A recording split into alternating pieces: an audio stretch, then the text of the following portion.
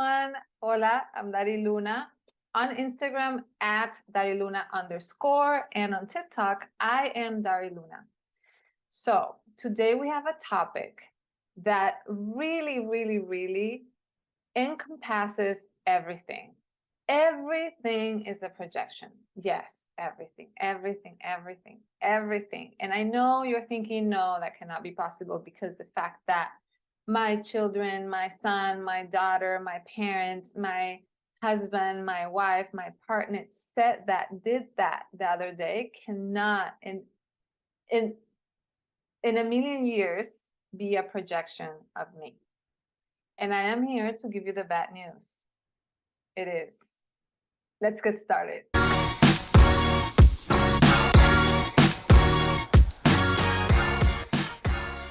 This subject is really important because the tendency that you have and that I have and that all humans have when we encounter a confrontation, a problem, where we are in disagreement with another person, another collective, another organization, something that happened that hurt us, or that we just don't agree, or that we are not going to go that way, and we decided that that's not part of our lives. Whatever the situation is, our tendency is to live life as if whatever is happening out there is not connected to me. Because if it was connected to me, it would be very different, right? It's like, how in a million years this person thought that I would be willing to do that? Why would they treat me like that? What's in their, what's going through their mind? It's pretty much what we're asking, right? All the time. Like, how can they even think this or that? And here's the thing. The more you remember and the more you understand that what you're seeing outside in the world, it's coming from you, the easier it's going to be for everything. It's going to be easier to stay authentic to yourself. It's going to be easy to create. It's going to be easier to achieve your dreams. It's going to be easier to reach your full potential. It's going to be easier to live in congruency with yourself and integrity with who you really are. And so here's a trick. What we want to do is to remember. What is it that we're going to remember?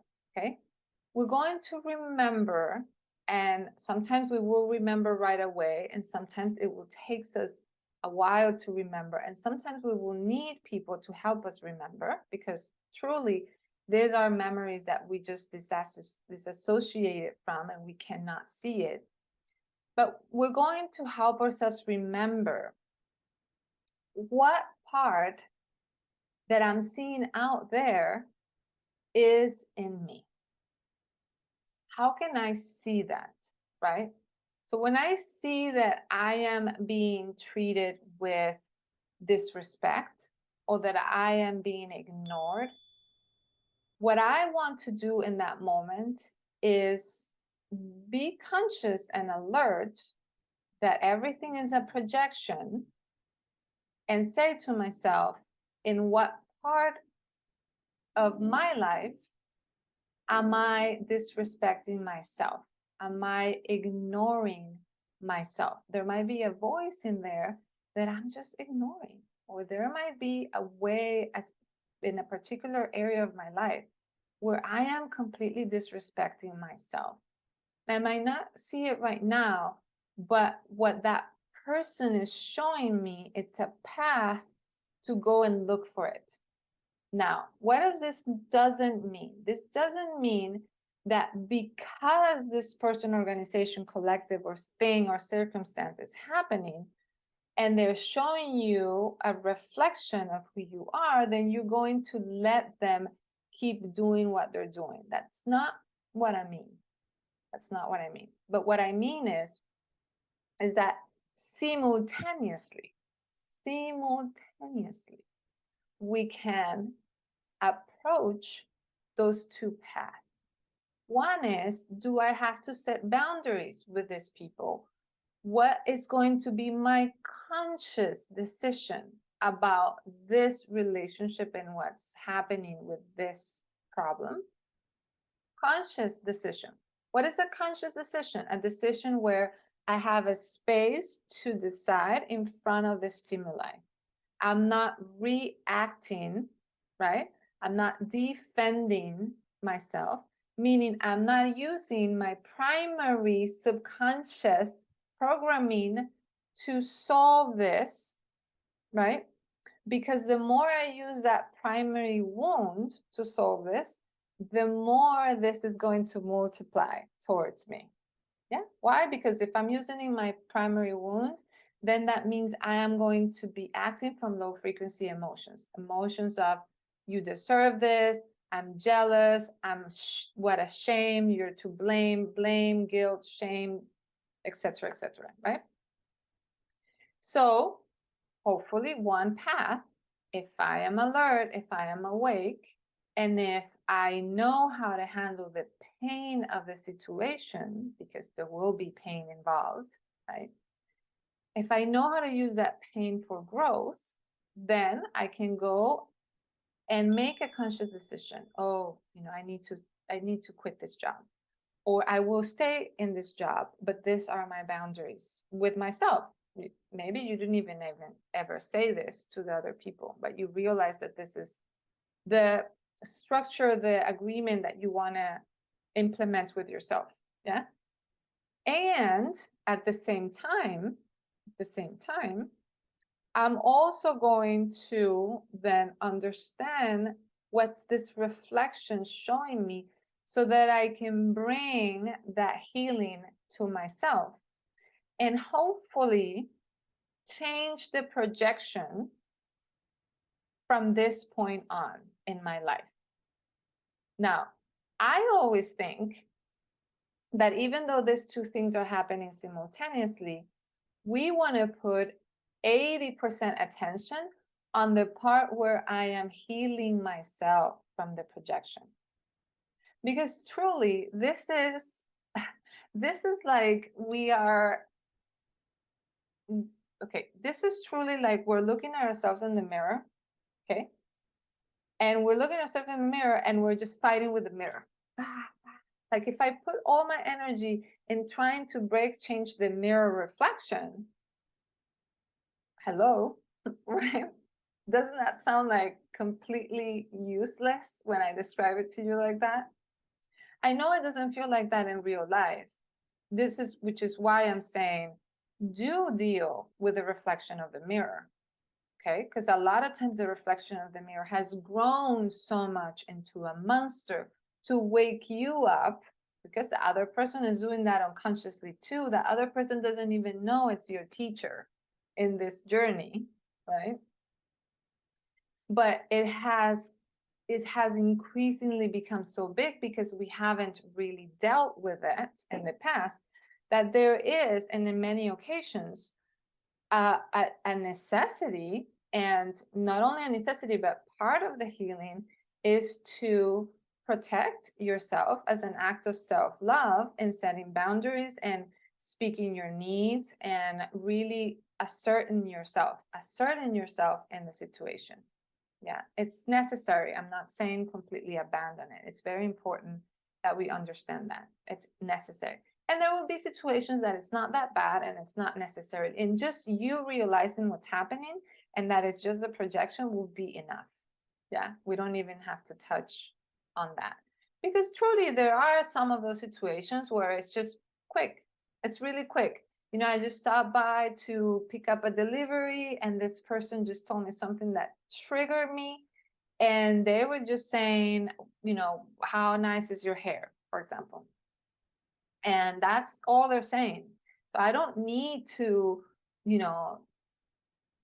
talk to them and say, hey, I'm sorry I put that face. Like, I'll just go back, whatever it takes me to understand why that comment or that circumstance triggered me, and then do my inner work with the lesson given, right?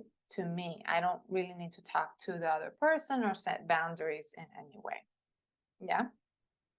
So how am I gonna remember this? This is the hard part, because when we are hurt, right? When our ego is hurt, when we've been carrying a big wound, and then somebody really touches it like that, it hurts. It deeply hurts. I know that. I really know that. It deeply hurts. So when that is happening, we need some sort of parameter to wake us up, because the hurt can make us react in very fearful ways, in very low frequency ways, right? We can just go, respond yelling back at the person. We can just use all of the tactics that we used to use when we were a child to get attention, to get safety. We don't want to do that, because that's not going to help us, unless, like I always say, unless you're doing it consciously. Sometimes when we are at the awakening of healing, we start being conscious, but we can't stop the behavior. That's something that happens, and it's a good thing that it's happening. Okay. There's a couple things that could happen. One is, I wasn't awake in the moment, but I'm awake now in retrospect. 2 days later, 1 month later, 6 months later, I'm rewinding this scenario in my head, and I'm awake now. And I wish, that feeling of I wish I would have acted differently. Well, you can still use that healing, because your subconscious mind doesn't really know if you're just imagining, you're remembering, you're memorizing, or you're really living it again. Your subconscious mind doesn't know the difference, because your subconscious mind has no timeline. And so you can still use that retrospective awareness into your healing journey. Okay. The second thing is, as I am saying it and as I'm reacting, right, I just became my inner child that's completely throwing a tantrum. And there's a part of me that's already realizing, like, what are you doing? But yet I cannot stop my behavior. It's like the car, I'm just into that, like going down the hill. There is no brake that is going to stop this car. Yeah. And so you figure out that you can't brake, and you keep going, and you hear the two voices. You hear your inner child, and you hear another voice that says, like, what are you doing? This is not what we agree on. This is not helping, working. Who is this? Like, your emotions just took over, right? You hear the two voices, but you can't stop it. That's still very good. Awareness in any shape or form, at any level in your life, it's healing. It's softening. It's wonderful. Anytime you can bring presence, especially to crisis and chaos, you are in the winning end of that journey, of that pattern. Doesn't matter how many times you've experienced that pattern, right? It doesn't matter that you haven't been able to shift the behavior. But if you're aware, let me tell you, if you are aware, this is a whole nother level. Yeah. So how am I going to remember that? Like, well, this is time to experiment. This is a good time to experiment, right? I need people in my life that can see this in me, that are not going to give me empathy by becoming a victim with me, right? But that are able to call me out and see what I'm not seeing when I'm stuck in my ego, right? That they're able to see the broader perspective of my emotional well-being, of my emotional maturity, my emotional intelligence. And so I need people in my life that I can call, and so that they can hold this space for me, so that they can see it for me, and they can see those nuances, right, as a new lens that I'm not able to see in that moment. Maybe that works for you. Maybe that's a good thing to work for you. That this could be your therapist. This could be a friend. This could be your coach. This could be your accountability partner.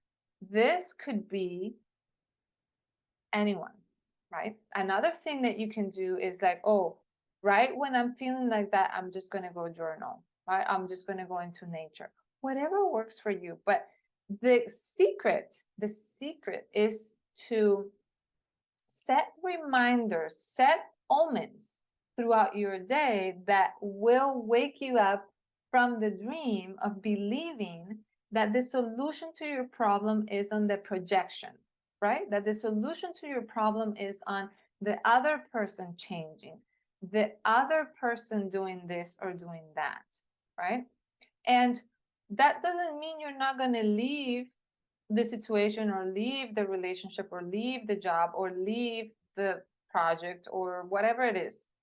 You can leave, and leaving or not, it's not what's going to determine whether you are open to learning from that situation, because you can leave and take the lesson with you, right? And notice, oh, this is what is causing that projection. And so I'm going to work on that. But I'm also leaving. Yeah. I also cannot stay here any longer, but I'm also leaving. I know where is my responsibility in this situation, and I'm taking on that responsibility. And this is how I'm going to let that responsibility transform me. And that's going to require courage. That's going to require creativity. That's going to require vulnerability, being open to all of those things, because that change requires you to lose something in you that's no longer serving you. And that losing might be losing that friend, losing that job, even if you stay, right? Or losing, just losing the reaction that you used to take, that was part of your identity, you know, the tantrums and the things that you used to do, counting on yourself as somebody that could do it all.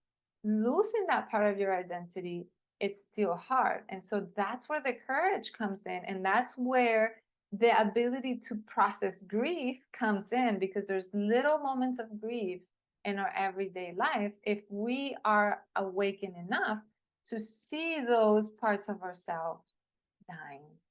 Yeah.